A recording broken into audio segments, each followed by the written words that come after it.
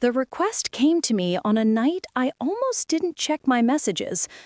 Are you available tonight? Urgent private booking. Address below. I recognized the sender instantly. Selene Hart, the most sought-after event director in the city, known for her impossible standards, known for being untouchable, known for never needing anyone twice. And yet, she contacted me. I was a part-time event photographer, barely scraping rent, more familiar with dim weddings than high society evenings. Still, something in her message felt personal, deliberate. I said yes, and that yes changed everything. When I arrived, her penthouse was glowing with soft golden light, chic, minimalistic, the kind of space that belonged to someone who lived at the highest floors of life. She opened the door herself, not an assistant, not a staff member. Her. Selene.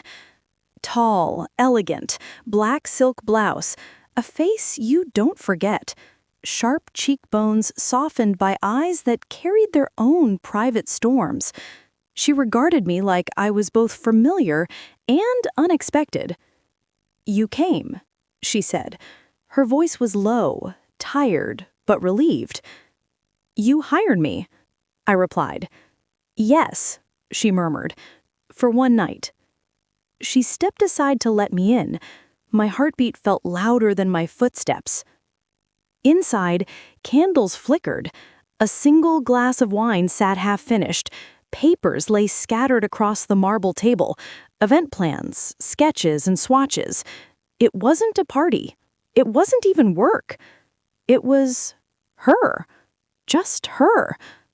She said, "I need portraits taken," trying to sound businesslike, but business people don't avoid eye contact like that. Business people don't twist their rings nervously. Business people don't look like they're about to break. "Of what?" I asked.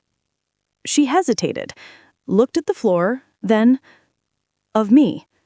Something in the air shifted. So she stood by the window, city lights soft behind her. I lifted my camera and framed her in the glow. But she didn't pose. She breathed. And suddenly, her walls began to fall. Her eyes, usually a fortress, flickered with something raw, something tired, something lonely. The shutter clicked, capturing what she probably never let anyone see. She looked away sharply. "Don't take that one." I lowered the camera. "Why?" She swallowed hard. "Because it felt real." We continued, and with each photo, she revealed more of who she was beneath the polished image the world adored. "I work too much," she confessed at one point, and then, "I haven't slept properly in months." And then, softer, "I think I forgot how to feel anything." I didn't know why she was telling me all this, but I listened, and she let herself unravel. Slowly, beautifully. At one point, she sat on the floor, back against the sofa, fingers tracing the carpet. "Why did you really hire me?" I finally asked. She looked up, eyes glimmering. "Because," she whispered, "I needed someone who doesn't expect anything from me." I sat beside her, not touching, just close enough.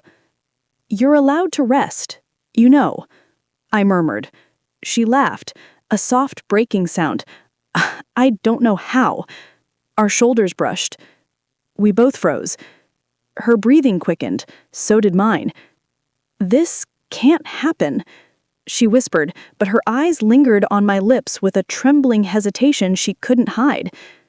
I didn't move closer. I didn't dare. But she did. Her fingers touched mine, hesitant, warm, wanting. "One night," she whispered, "just one night where I don't have to be strong." And in that moment, one truth filled the space. She didn't hire me for photographs. She hired me because she was lonely. I didn't kiss her. She didn't kiss me. But the closeness, the warmth, the quiet trembling between us, It was more intimate than any kiss could have been. When midnight came, she whispered, "Thank you for staying." Her voice cracked on the last word. She walked me to the door, eyes soft and uncertain. This was just one night, but her voice didn't sound sure. I nodded, even though something in my chest refused to agree. Before I left, she touched the doorframe, almost reaching out to me, but stopping. She whispered, "If you stay in my heart longer than tonight, I won't know how to handle it." I stepped into the hallway, heart echoing with a truth I wasn't ready to admit yet. I already stayed. I expected her to forget me. Women like Selene don't remember women like me. But the next morning, she messaged, "Can I see the pictures?" It wasn't professional. It wasn't distant. It was soft. When she opened the door again, she seemed different. Hair tied loosely, sweater instead of silk, eyes warmer than the candles the night before, as if she'd become someone she only let the world see in private. We sat together on her couch, shoulder to shoulder, scrolling through the photos. She flinched at the vulnerable ones, the ones where she wasn't perfect.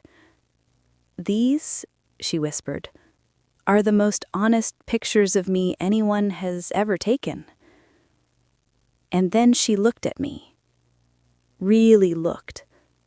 Like I was the first person in years who had witnessed her humanity without wanting to use it.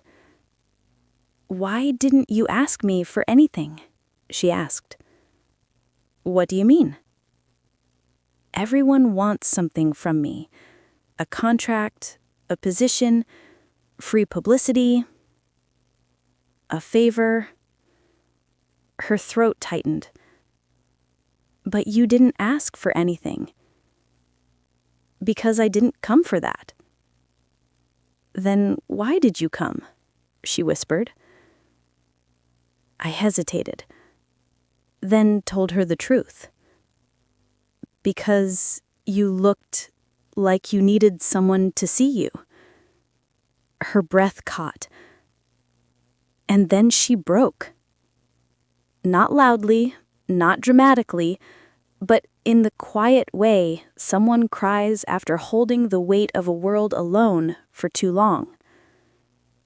I placed my hand over hers, gentle, steady, warm.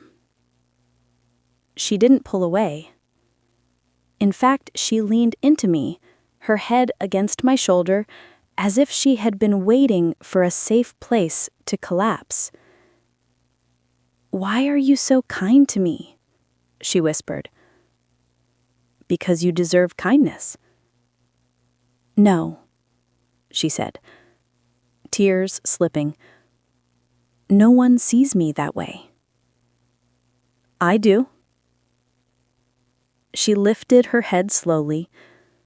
Her eyes glistened, not just from tears, but from something deeper. "Last night wasn't supposed to matter. But it did." I exhaled shakily. "So did this morning." Her fingers brushed my cheek, hesitant, searching.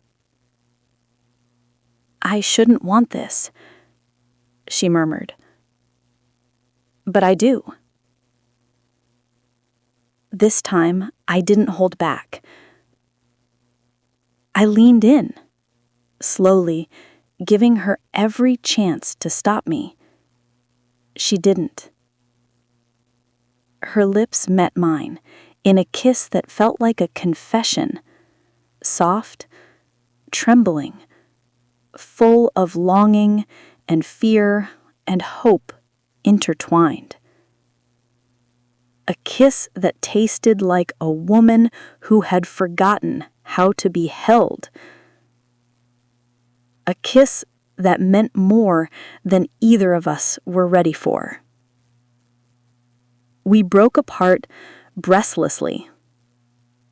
Her forehead rested against mine. "What are we doing?" she whispered. "I don't know, but I don't want it to end." Her hand cupped my jaw, thumb brushing the corner of my lips. "It was supposed to be one night, but you stayed." "I didn't mean to." She smiled, small, real, vulnerable. "Stay again." And I did. Not for the night, not for the photos. I stayed for her. The woman who hid her softness like a secret. The woman who didn't know she deserved love. The woman who needed someone who didn't want anything from her, except truth. As the sunlight shifted across her living room, she held my hand and whispered, "I think you were always meant to find me." She brought my hand to her heart. "And now you live here, whether you meant to or not." And in that moment, I finally understood. She hired me for one night, but she held me like she never wanted to let me go.